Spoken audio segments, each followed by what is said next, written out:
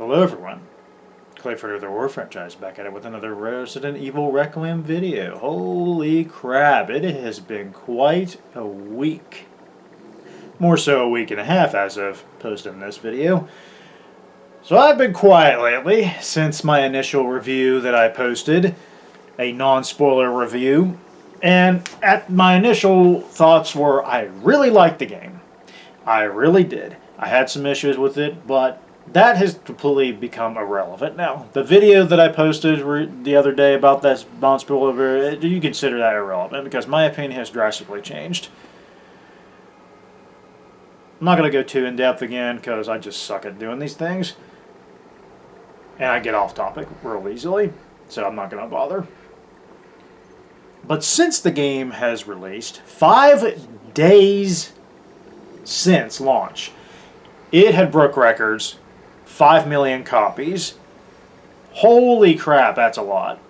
Oh my god, that's a lot, man. That is a lot. So, and not only that, it is the highest rated game, according to Metacritic, of all time. Of all time. Like, from what I've heard recently. Still, I want to know how long this record's going to go, because damn, is it worth it. It's just deserving, because, as I said, I initially really liked it. I have grown to love it much more, because I continued to play it over. I've literally, I'm not joking you, as literally like, what, today is the 8th. Alright? It has been 9 days since the game came out. I have gone through my 8th playthrough. Yeah. You can say that I love the game. It's not the only game I've ever done 8 playthroughs in a row. I did it with Resident Evil 4 Remake. But seriously, if I'm not at work, which I've been working a lot lately, I've been playing this game. So, hence the lack of content this past week. Plus, I've got nothing else to come up with. I've got nothing to cover except for Halloween the game, which I've already done a video for that. But I tell you what, I had this below Resident Evil 2 Remake. And that's literally, Resident Evil Requiem was at my number 6 spot. Where does it go to now? Let's get right into that.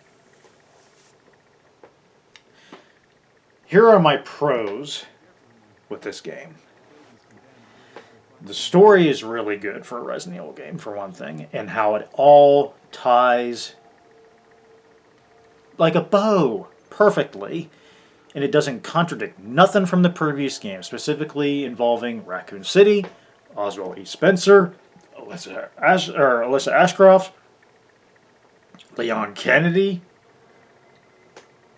and the villains. There's so much variety of enemies. That's another thing that I definitely noticed. There hasn't been a whole lot of variety of enemies throughout these previous games. I mean, there was a decent amount, but not a lot. But this one has a lot, and I was very surprised by that. You got the traditional zombies. You have a new variant of zombie, which are singing ladies. You have the girl, which is a very iconic villain in this one. She's very creepy. You got Chunk. There's 2 different types of chunks. Really big, obese, kind of giant monstrosities that literally reminds me of that freaking mutant fetus from Village. You know what I'm talking about if you played Village. That was terrifying as hell. But these guys kind of reminded me of that, but they're not as terrifying. They're pretty creepy and scary because they're so intimidatingly huge and all that, and you can't get past them because they're blocking the entire hallways, and you can't. They're so obese and all that, but. Yeah. You got the freaking spider, finally. The Spider-Man. Spider-Man! Yeah! That's cool. No, the second I saw the spiders, I was like, oh my god, finally they brought the spiders. Because people have been griping about the spiders not being in Resident Evil 2 Remake, 3 Remake. Technically they're in 3 Remake because they're the Drain Demos bugs, but still. They're not spiders. They look like a little bit like spiders, but they're not spiders. But official spiders, finally, in Requiem. I was like, holy shit, finally!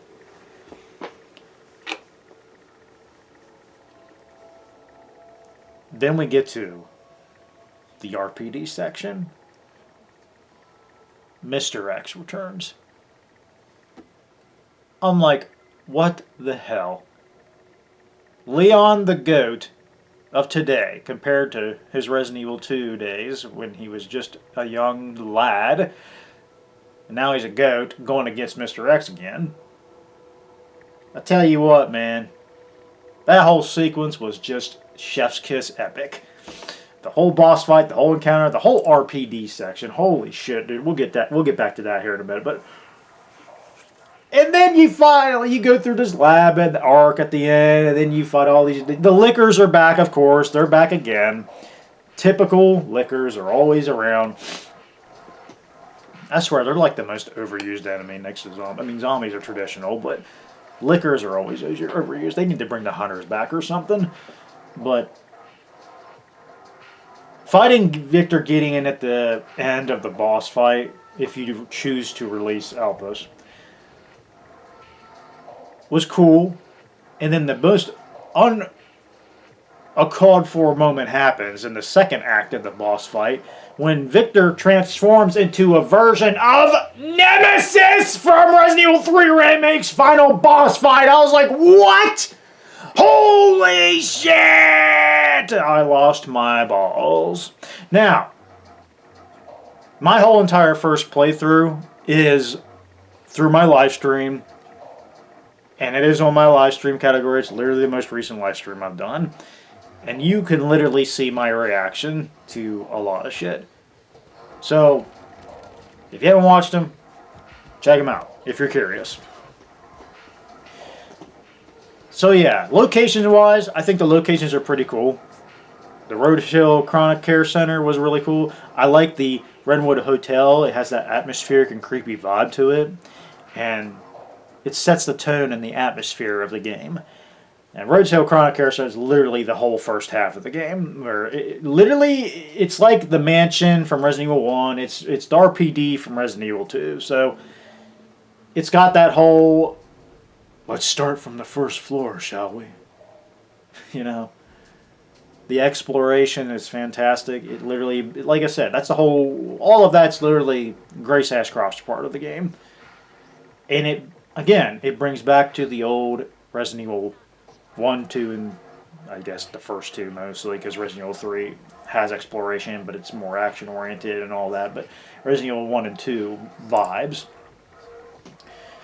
Then you get to the underground sewer section, fighting the girl mostly. It's her area. And of course you go back and forth between her and Leon, certain sections. And then we get to Raccoon City, which is mostly Leon's territory. Understandably so. Let me tell you something. The exploration in Raccoon City was absolutely awesome to see. These new areas you get to explore. The Stagla gas station was like, yeah, boy, I like that. And then we get to the motorcycle part. We have to talk about the motorcycle part. The motorcycle scene, Leon versus Gideon, that was awesome. That was just full blown. Him flying up over a skyscraper with him. It's like, it's over the top as hell, but alright, I like it anyway. Leon makes it work. But no, the dogs, those mutated dogs or whatever, the infected dogs, different. They're not Cerberus. They have a different name. I glanced at the name and I was just like, okay, whatever.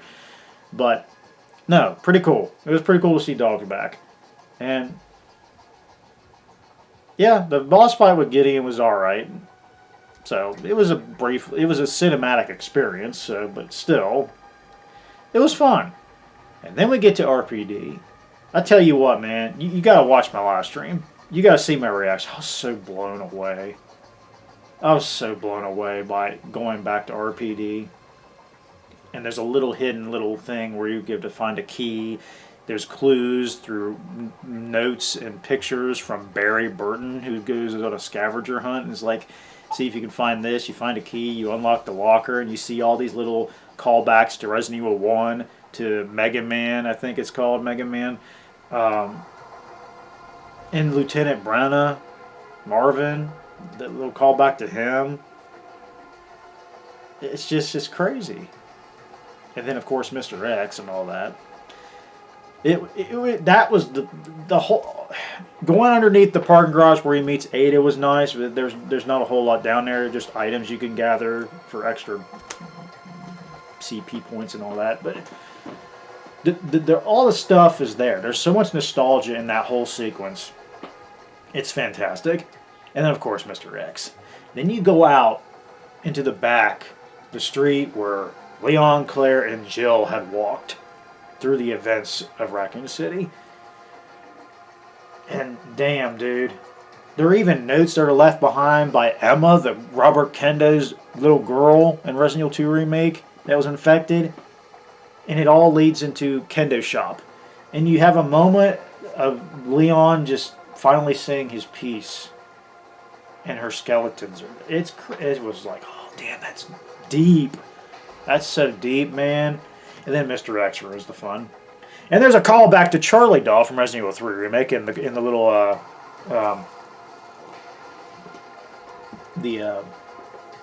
where you play basketball or whatever, the courtyard or whatever. I thought that was a really cool little detail. Going through the subways, going underneath the ground, fighting the plant 43, and then you get to Ark, where Elpis is held, and all this laboratory bullshit you always got to deal with in Resident Evil games. But yes, it was awesome. That whole RPD section right there, that was my favorite part of the whole thing right there. It makes it all worth it. We haven't gotten to the characters, have we? No, we have not. We have not gotten into characters. Grace Ashcroft. Start with her. Her character is literally probably one of the most, if not the most, well-written characters in a Resident Evil game. And not to mention the actress the voice actress, I forgot her name, but I see her winning an award for this. Because, by God, her performance in this was just 1,000 out of 10. And normally, it was the funniest thing. This game is literally a celebration to 30 years of Resident Evil. You go back to 1996, where the first game came out. What is that game mostly known for? The bad acting. The horrible, atrocious acting in that. And now you look at this game, which is literally a complete 180. A complete 180. It's amazing how much this series has evolved. This game has the best acting in Resident Evil. It has, of course, the best graphics. I wouldn't say the best gameplay, but I give that to Resident Evil 4 Remake. Still, the gameplay is great, but Resident Evil 4 Remake is peak to me, at least. Grace Ashcroft is such an awesome character in this. Her story from being a timid, introverted, scared girl to becoming more confident and doesn't blame herself anymore for everything that's happened to her in this game. And even before the events that happened in this game with her mom dying, she finally lets go at the end through the help of Leon in certain parts. And that's another thing. She feels like the younger Leon from Resident Evil 2 Remake, because there's a moment in this game between her and Leon near the end. It's literally a callback from the scene with Robert Kendo and Emma and Ada Wong standing there. Leon specifically said, "I want to stop what's happening here. Helping people like them, that's why I joined the Force." Grace says something identical to him in that moment. "I want to help. No regrets." There it is.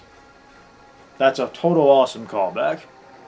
And in Leon, it's great. The dynamic between Grace and Leon is awesome in this. Truly awesome. I love their scenes together. There's not a lot of them, but they're all great. Specifically that scene near the end. Leon Kennedy, man. He's the GOAT. He is truly. I know a lot of people consider him the best character. He's literally in my top 5. He's my number 4 favorite. Jill, Chris, and Wesker are my top 3. Those are the characters I grew up more attached to. But Leon is fucking awesome. He's got the best character development. He's definitely the best character. And he's the most popular. No question about it. He is a fucking awesome character in this. This is his best acting. This is Leon's best role right here. I think this is the best that Leon has ever been since Resident Evil 4. He is epic in this game. His story is epic. He's just a badass as always, but he's just completely numb to everything that has happened to him, and he just doesn't give a shit anymore. So that the complete contrast to Grace, who was fearful of everything, to Leon, who's just like, I've dealt with this shit so many times. I'm too old for this shit. You know what I mean? And he has a charm to him. He's always got these smart-ass comments and all that. It is great. It's a... Didn't want a second opinion. Hey, you. I was just resting my eyes when he's sitting there dying on the floor. Oh, my God. No, seriously, like... Oh, yeah. The best one of all. The best one out there. I gotta say this. Here, let me just play it right here for you. You know, I do have a question. When's the last time you brushed your teeth? Yeah, boy. Love it. Love it. Seriously, though. Truly awesome. Truly awesome. He's an awesome character. Victor Gideon. He is a cool character. I like him as a villain. He is definitely an interesting villain. He's definitely the most interesting villain in the RE Engine era, I would say. Next to... I don't know, maybe Lady Dimitrescu or something. Nikolai, I liked him. He was a cool villain. What true villain is there in RE2 Remake aside from Mr. X? Annette Birkin, I guess? Or even Birkin himself? Whatever. Anyways, no, Victor Gideon's pretty cool. Emily, you got that sympathetic little girl that Grace that provides to Grace's character and her story and all that, which is a nice touch. There are a couple of side characters here and there, blah blah blah, especially like Alyssa and what was it, Harry or Henry's his name, that guy with the helicopter, I forgot his name, I think it's Henry. But then we got Zeno. Fucking Zeno. When I saw him for the first time, I thought it was Albert Wesker. I would assume he is a clone of Albert Wesker. I mean, there were definitely Wesker children, but they are all dead, as Spencer said, except for Wesker himself. As soon as I saw Zeno, I was like, oh, God, we got to rip off of Wesker. And it was funny talking about, just before the game released, I was talking to my brother about, can you imagine Wesker versus Leon? We've never seen that. Well, we got it in this game. Except it wasn't really Wesker, but it was a ripoff of Wesker who literally acted like, who was moving around, dodging bullets, his traditional Matrix moves and all that. I was like, oh my God, come on now. This is crazy. It was cool. It was cool, but I was just like, you ain't Wesker, damn it. You are not Albert Wesker. You're not, you are just an imitation, as Victor Gideon told him about Spencer. So, still. It was cool to see a character that's like Wesker, but he ain't Wesker. Still, he was. I think there should have been a little bit more with him. One of the gripes I will say about his character is that he's there cinematically, but he's never really utilized gameplay-wise. You know what I'm saying? If we had like a boss fight with him there at the platform where the Elpis is, that would have been nice. But hey, other than that, I do have some other gripes I do have with this game, but they're nothing compared to everything else. It's nothing. Specifically, the pacing of this game. As I said it before about Grace Ashcroft and Leon Kennedy's gameplay, that's very different. Grace is more slow, methodical, traditional survival horror. Solving puzzles, getting around the areas with limited resources, limited inventory slots, So there's a lot of backtracking involved with that in the Chronic Care Center portion. Then you get Leon Kennedy, who has massive loads of inventory, full-blown action-oriented, fast-paced as hell. So yeah, you could see why there are some pacing problems. But even then, with that, the game is still incredibly fun. If you can get past that, it's still awesome. Another sequence that I'm not really too crazy about is the little girl, the clone of Emily. I forgot her name. That whole going back to the orphanage back in 1990. Cinematically cool.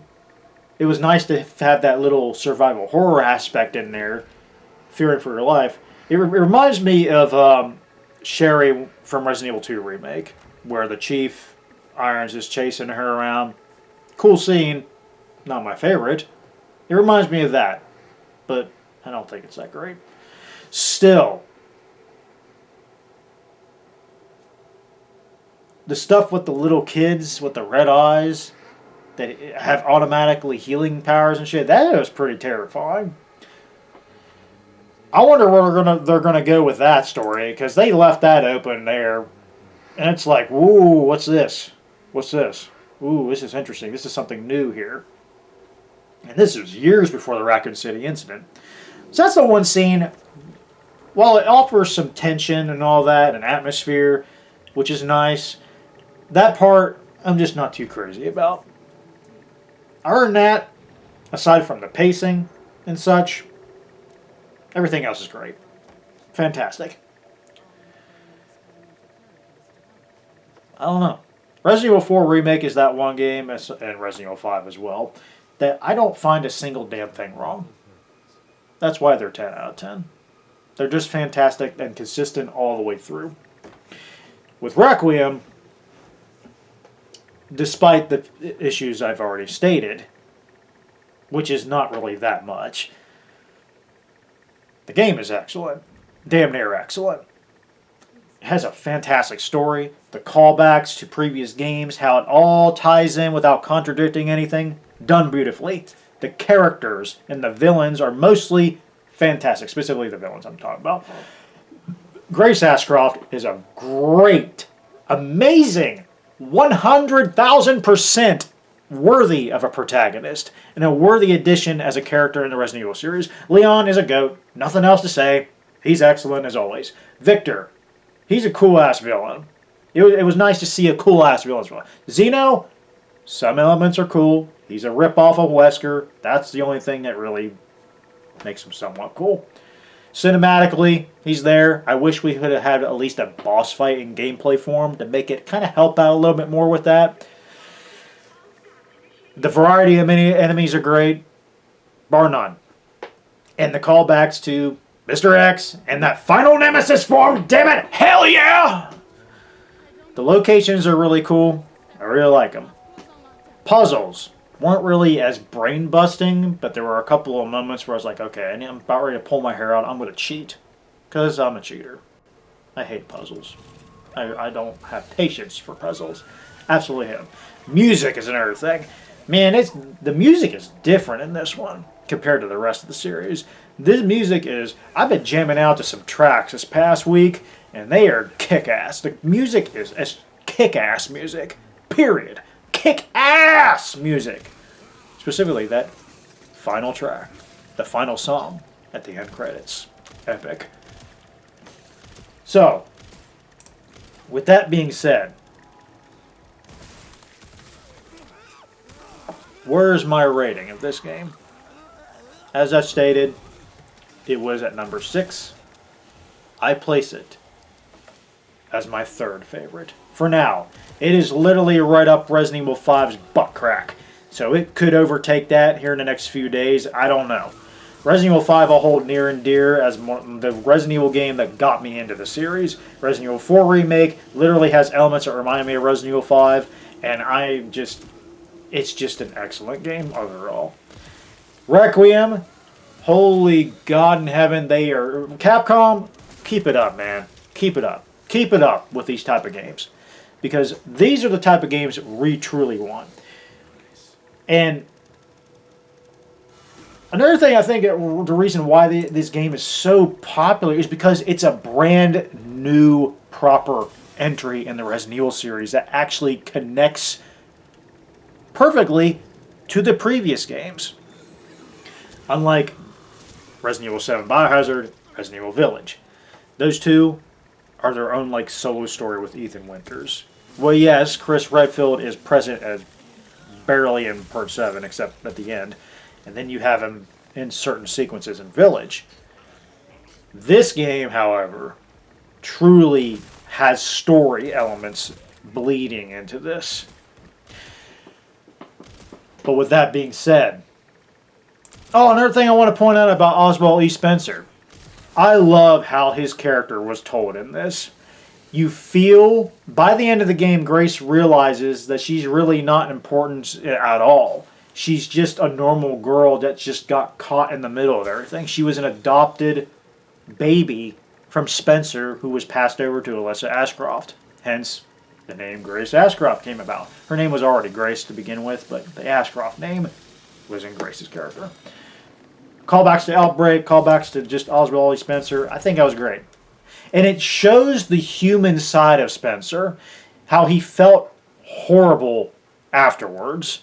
And Elpis turns out the virus that Gideon and Xena has been trying to get to through Grace, who supposedly knew a password to unlock it, was actually not a virus. It was a cure, an atonement for the sins, a requiem, a new beginning. Remembrance. Hence the name Requiem. It's about remembrance, about everything you've lost, an atonement to your sins. I think I went a little too far with that. But still. Okay, back to my ranking. Where do I rank Resident Evil Requiem? I've already said it's my third favorite. It's a 9.5. It's almost a 10, but like I said about my little issues I have, that's what knocks it back a little bit. It's almost a 10 because of the story and the characters and the variety of enemies, the callbacks. It's done masterfully. I don't know what else to say, but I mean, of course, the graphics are the best ever. The facial animations, the voice act. I'm telling you, Grace Ashcroft's voice actress needs to win an award for this. I feel like she's going to because the popularity for this game is through the fucking roof like you wouldn't believe, man. I'm telling you. I hope it gets all the praise it needs because it deserves it.